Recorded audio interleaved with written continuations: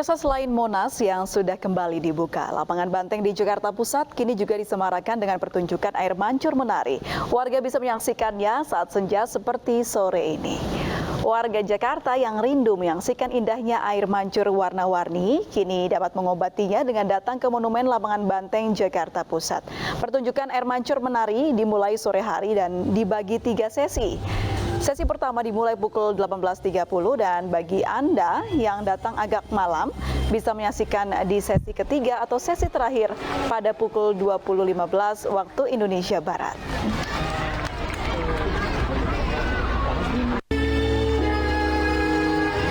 Ya, pemirsa, kalau Anda penasaran ingin melihat air mancur menari di lapangan banteng, saat ini sudah ada rekan kami Yola Duyanti yang berada di sana.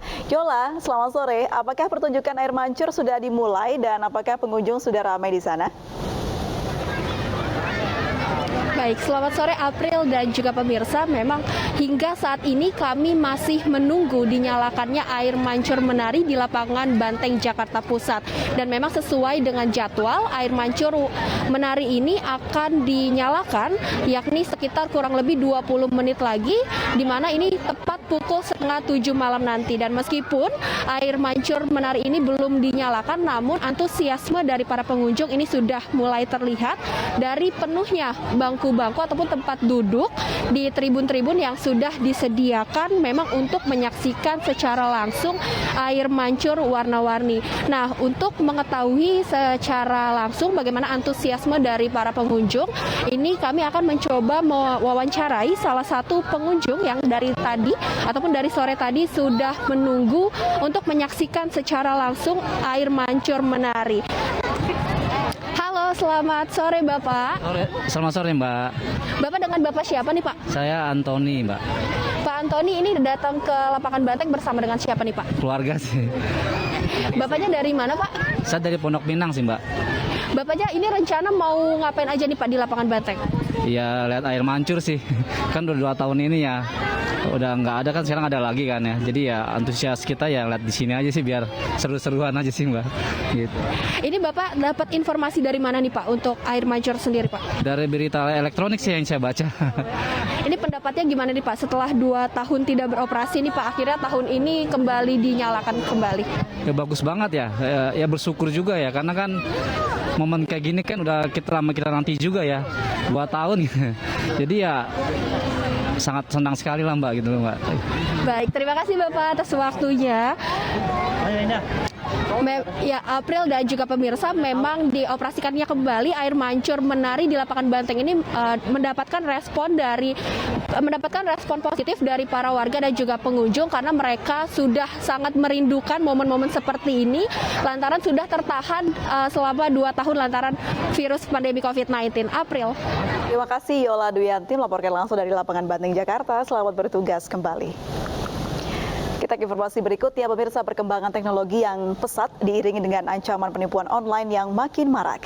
Pasangan suami istri di Padang, Sumatera Barat menjadi korban phishing dan kehilangan uang tabungan sebesar 1,1 miliar rupiah.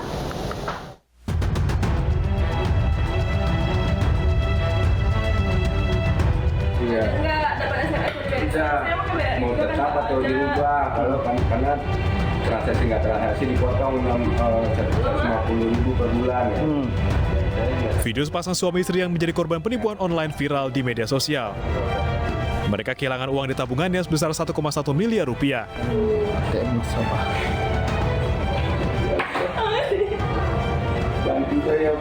Korban yang merupakan nasabah bank di wilayah Padang Pariaman ini telah melaporkan kasus penipuan ke Polda Sumatera Barat 31 Mei 2022. Di salah satu bank itu berangsur-angsur hilang. Ini penyampaian dari yang bersangkutan adalah beliau mengikuti adanya link di WA, kemudian dilakukan mengikuti adanya link dari salah satu yang diduga memang ini palsu ya, diduga hoax dan palsu. Akhirnya yang bersangkutan rekeningnya itu terambil atau hilang sehingga mengalami kerugian sebesar 1,1 miliar jutaan. Selang sehari, kasus serupa juga menimpa seorang karyawan swasta di Padang, Sumatera Barat. Korban kehilangan uang 500 juta rupiah di rekeningnya setelah mengklik sebuah tautan di pesan WhatsApp yang ia terima dari pelaku phishing. Nggak pakai SMS banking, Kak? Nggak tahu, ini kan Kakak menerima Pemirsa, nasabah menjadi kunci utama pencegahan kejahatan cyber di bidang perbankan. Dan berikut pernyataan Kepala Departemen Komunikasi Bank Indonesia Erwin Haryodo.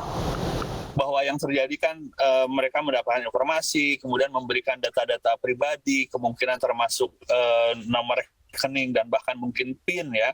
Jadi dari sisi itu memang harus dilihat kesalahannya ada di pihak mana. Jadi nanti harus dilihat kasus per kasus. Tetapi saya kira juga ada yang disebut sebagai perlindungan konsumen.